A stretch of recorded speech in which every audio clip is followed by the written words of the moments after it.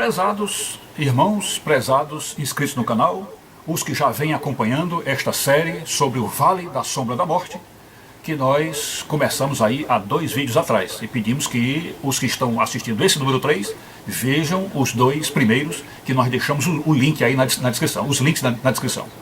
Este episódio 3 vai falar sobre um trecho do Evangelho de João, tá certo? Que também já foi comentado no episódio 1, mostrando que o destino das almas na morte presente, nessa morte atual, de hoje, o destino das almas é um destino que poderá fazê-las retornar à presença de Deus, ok? Embora retornar aí à presença de Deus em juízo, a presença de Deus num juízo, ok?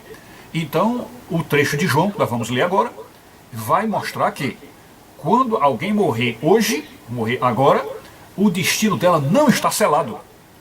Porque se morresse sem Cristo e fosse para o inferno, de lá não poderia sair. E seria ridículo, seria completamente idiota Deus fazer um julgamento com o povo dentro do inferno. Não é isso? Seria ridículo. Ele está aqui numa região só com os salvos, no tribunal só com gente branca, de todos vestido de branco, com aquela cor da neve, os puríssimos, né? Todos só do lado direito, né? Porque do esquerdo não haveria bodes, do direito é que só estariam os carneiros, os bodes não estariam presentes. E aí ele simplesmente diria: olha, vocês que estão aí nesse inferno, nessa região aí de sofrimento, vocês já estão tudo condenados, é para ir bem, vão para lá, afaste-se de mim, malditos, né? Seria assim. Veja que coisa ridícula. Então a Escritura Sagrada mostra o quê? Que no juízo Deus vai chamar todos à sua presença, todos à sua presença, botando à direita os carneiros e à esquerda os bodes.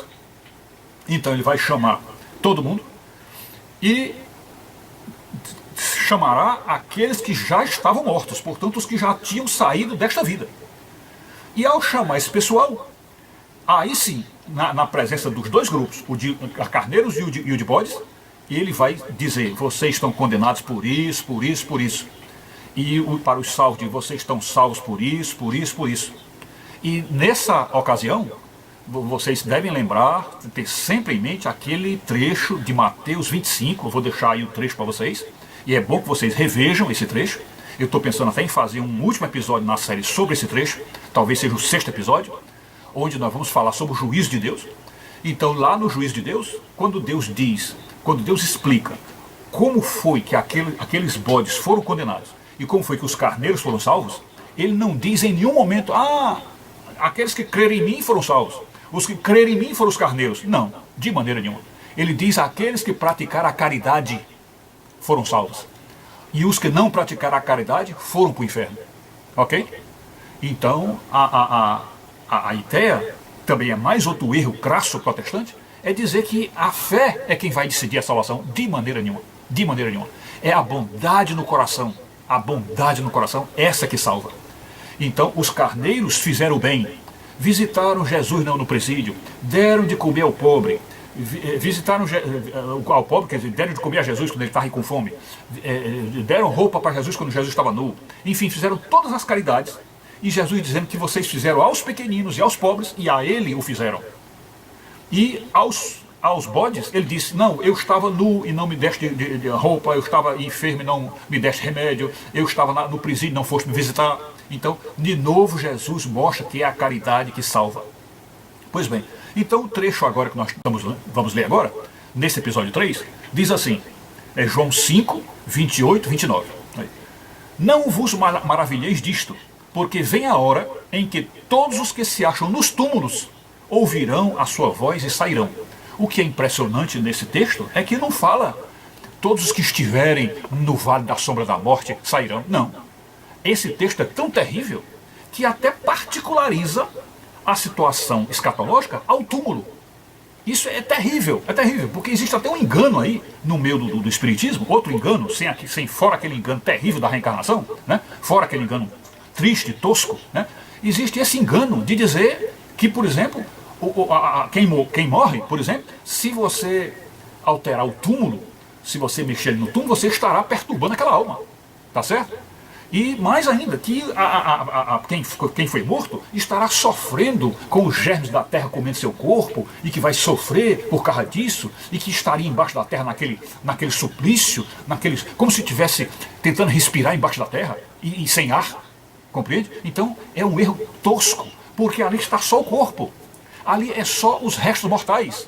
Então não há nenhum sofrimento nenhum para quem está ali, nenhum, né? Pois bem, então nesse texto, o evangelista João, ele particulariza a coisa em relação ao túmulo, o que é espantoso. Isso é um espanto, se falar um negócio desse, porque João sabia e sabe que ninguém está no túmulo, né? Ninguém está no túmulo. Então, no versículo 28, quando ele diz: não vos maravilheis disso, porque vem a hora em que todos os que se acham nos túmulos ouvirão sua voz e sairão. Eu pergunto, como é que um cadáver que está no túmulo ouve a voz de Jesus e sai do túmulo? Como ouve?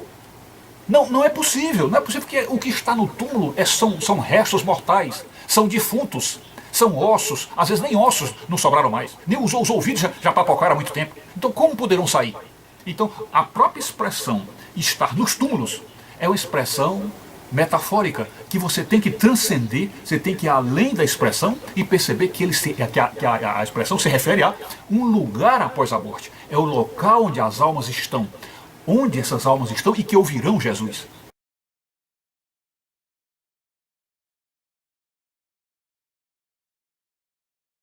Ok? No versículo 29, logo em seguida, diz assim: os que tiverem feito bem, para a ressurreição da vida, e os que tiverem praticado o mal, para a ressurreição do juízo. Para a ressurreição do juízo. Observem que ele aí não diz, no versículo 29, que aqueles que saíram dos túmulos irão para o inferno, né? Porque primeiro ele fala dos salvos, aí diz assim: olha, os que tiverem feito bem, olha, o salvo só pode ser salvo se tiver o quê? Feito bem. Não está dizendo aí que o salvo é aquele que crê em Jesus, não é o que crê em Jesus.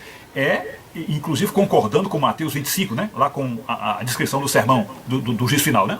Então, os que tiverem feito bem, porque você só é salvo se tiver feito bem, então os que tiverem feito bem para a ressurreição da vida. Que vida é esta? A vida eterna, a vida no paraíso. E os que tiverem praticado o mal, ou que não fizeram aquela caridade, que está escrito lá em Mateus 25, então não fizeram a caridade, irão para onde? Não para o inferno. Não para o inferno, para o juízo. Haverá ressurreição para o juízo. Então, se a ressurreição que ele está se referindo aí vai trazer as almas dos bons e dos maus para perto de Jesus, e só aí será inaugurado o inferno, serão lançados para o lago de fogo e enxofre, só aí é que serão lançados. Então volta-se a pergunta: onde estão as almas dos que morreram hoje? Onde estão as almas dos que morreram hoje? Então, se o inferno é só depois do juízo, como também o céu é só depois do juízo, onde estão as almas que morreram hoje? Então aí está a visão clara de que existe um local intermediário, que o salmista chama de vale da sombra da morte, Isaías chama de região da sombra da morte, Lucas chama de grande abismo, tá certo? Então essa é a região intermediária entre a morte e o inferno, entre a morte e o céu, ok? Então aí está novamente o purgatório bem claro e aparecendo aos nossos olhos. É isso.